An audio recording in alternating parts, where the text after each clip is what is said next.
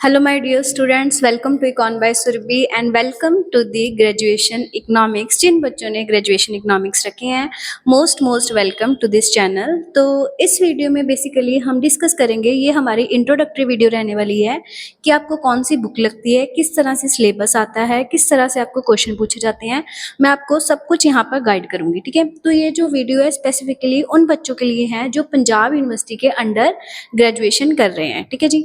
तो जो आपको पंजाब यूनिवर्सिटी के अंडर जो बुक लगती है सभी कॉलेजेस में, कॉलेजेस का हिसाब सेम होता है, तो वो आपको लगती है टीआर जैन की।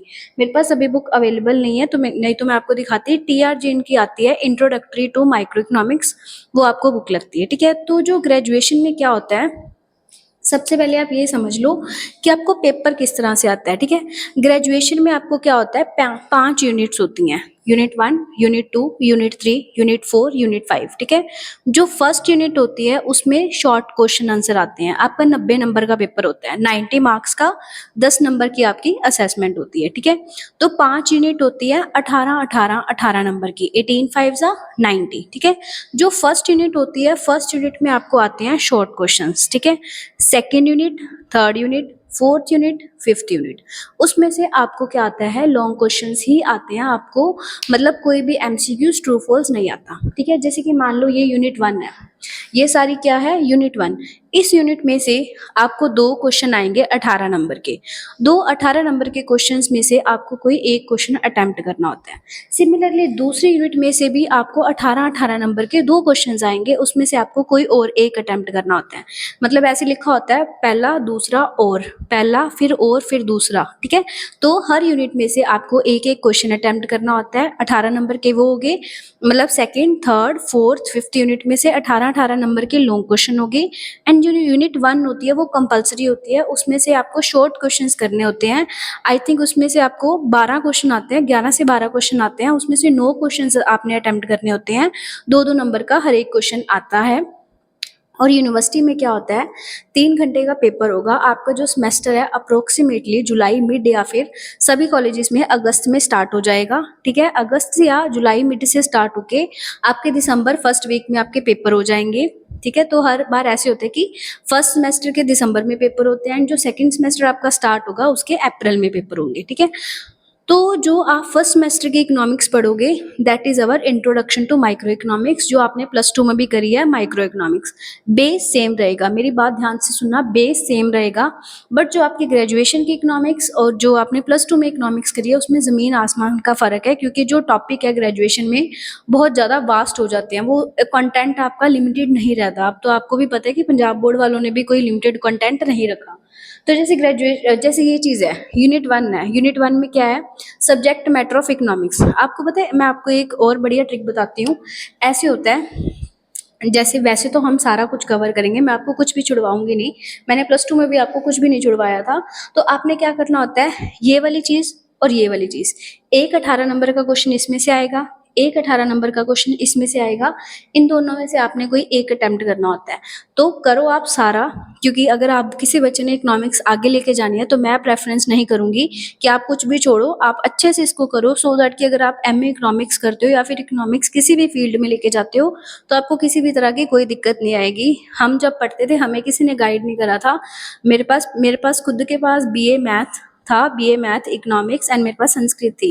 तो हम सारा साल मैथ ही पढ़ते रह गए, हमने कभी ग्रेजुएशन में तो इकोनॉमिक्स करी नहीं। आगे मेरी मास्टर्स है इकोनॉमिक्स में, तो तब हमें हमारे कंसेप्ट क्लियर हुए जो हमने बीए में करे ही नहीं। हमारी बड़ी बड़ी गलती थी, बहुत बड़ी गलती थी कि हमने बीए की इकोनॉमिक्स नहीं अच्छे से पढ़ी। तो देखो, आपके फर्स्ट यूनिट में आएगा सब्जेक्ट मैटर ऑफ इकोनॉमिक्स, जिसमें आ गया मीनिंग, स्कोप, नेचर, आपकी इकोनॉमिक की प्रॉब्लम, स्कार्सिटी, चॉइस की problem, central problem of an economy, जो हमने ऑलरेडी डिस्कस करी हुई है, what to produce, how to produce and for whom to produce. और यूनिट सेकंड में आ गया हमारा theory of demand in detail. Theory of demand सिर्फ वो नहीं है, ठीक है। और इलास्टिसिटी ऑफ डिमांड। अब इलास्टिसिटी ऑफ डिमांड का जो चैप्टर है ना, मेरे हिसाब से जो आपको क्वेश्चन आता है इलास्टिसिटी ऑफ डिमांड में से ही आता है 100%। मैं आपको गैस भी बना के दूंगी, सारा कुछ आपको इसी चैनल पे मिलेगा, आप टेंशन मत लेना, ठीक है। इलास्टिसिटी ऑफ डिमांड बहुत वास्ट चैप्टर है, न्यूमेरिकल्स इस बार है ही नहीं माइक्रो इकोनॉमिक्स में, किसी भी तरह का कोई न्यूमेरिकल नहीं है। ज़्यादा से ज़्यादा 2 नंबर में चाहे पूछ ले, पर वो भी नहीं पूछते, थ्योरी, प्रॉपर थ्योरी का क्वेश्चन है। प्रॉपर थ्योरी का पेपर है। इलास्टिसिटी ऑफ डिमांड इतना वास्ट चैप्टर है, मतलब आप सोच ही नहीं सकती। ठीक है, बेस सेम है बट बहुत ज़्यादा वास्ट है। ठीक है, उसके बाद है यूनिट सेकंड। यूनिट सेकंड में आग हमारा आ गया cardinal ordinal, cardinal utility analysis, ordinal utility analysis, and ये भी बहुत ज़्यादा वास्ट है। कंज्यूमर सरप्लस, इसमें बेसिकली 2 से 3 अप्रोचेज होती हैं, वो बच्चों को बड़ी औखी समझ आती हैं।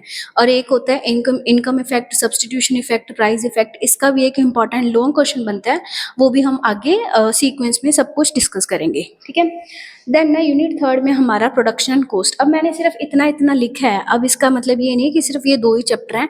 चैप्टर चाहे 2 ही होंगे यूनिट में, पर वो इतना कुछ ज़्यादा डिटेल में होगा। कॉस्ट चैप्टर आपको एक क्वेश्चन आता है, एक प्रोडक्शन में से आता है, एक कॉस्ट में से आता है, बट जो कॉस्ट वाला चैप्टर है इतना कुछ ज़्यादा वास्ट है, मतलब डायग्राम ही डायग्राम है, उसको बहुत अच्छे से करेंगे। ठीक है, एंड लास्ट है हमारा सप्लाई एंड रेवेन्यू। कुछ कुछ ये +2 का बेस कवर होगा। आई नो आपको लग रहा होगा अभी देख के कि ये तो +2 की इकोनॉमिक्स है, जरूरत नहीं, अपने आप कर लेंगे। और अभी आप कॉलेज में जाओगे तो ऐसे कॉलेज की नई नई हवा लगेगी, तो मन नहीं करता पढ़ने का। आई नो हम भी इसी फेज से गुजरे हैं, बट आप शुरू से ध्यान दो, इकोनॉमिक्स को अच्छे से करो। जो जो मैं करवाऊंगी कम से कम वो तो अच्छे से करो, क्योंकि +2 की इकोनॉमिक्स, ग्रेजुएशन की इकोनॉमिक्स, हम मेरे को खुद को याद है हमारा जो फर्स्ट सेमेस्टर का पेपर था, हमें तो +2 में भी किसी ने गाइड नहीं करा था। जब फर्स्ट सेमेस्टर का पेपर था, आपको ग्रेजुएशन में 32 शीटें आती हैं, 32 शीट्स आती हैं, और एक 18 नंबर का क्वेश्चन आपने अप्रोक्सीमेटली 7 या 8 पेजेस में करना होता है। मतलब कि आप ये मान के चलो, हाँ, 8 4 जा 32, 8 नंबर का एक क्वेश्चन करोगे लॉन्ग क्वेश्चन, 8 4 जा नहीं, सॉरी 7 का करोगे, 3200 शीटें हैं, मैं भूल गई। जो आप पोस्ट ग्रेजुएशन में 36 शीटें होती हैं, 7 नंबर का 7 शीटों का एक क्वेश्चन हो गया, 7 4 जा 28, और जो रिमेनिंग शीटें बच गई 28 29 30 31 32, मतलब 4 शीटें आपने शॉर्ट क्वेश्चंस के लिए करनी होती है। 3 घंटे का टाइम होता है, 3 घंटे पूरे भी नहीं होते, आपको कॉलेज वाले पूरा टाइम देंगे नहीं, पौने 3 घंटे मान के चलो, क्योंकि बीच में सिग्नेचर भी करने होते हैं, OMR शीट भी भरनी होती है, और फर्स्ट सेमेस्टर वाले बच्चे सबसे ज़्यादा पैनिक होते हैं, उनको नहीं पता होता।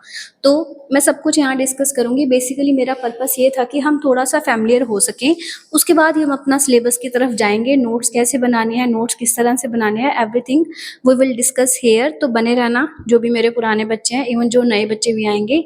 तो अब हम थोड़े टाइम में ही अपनी ग्रेजुएशन की इकोनॉमिक्स स्टार्ट करेंगे।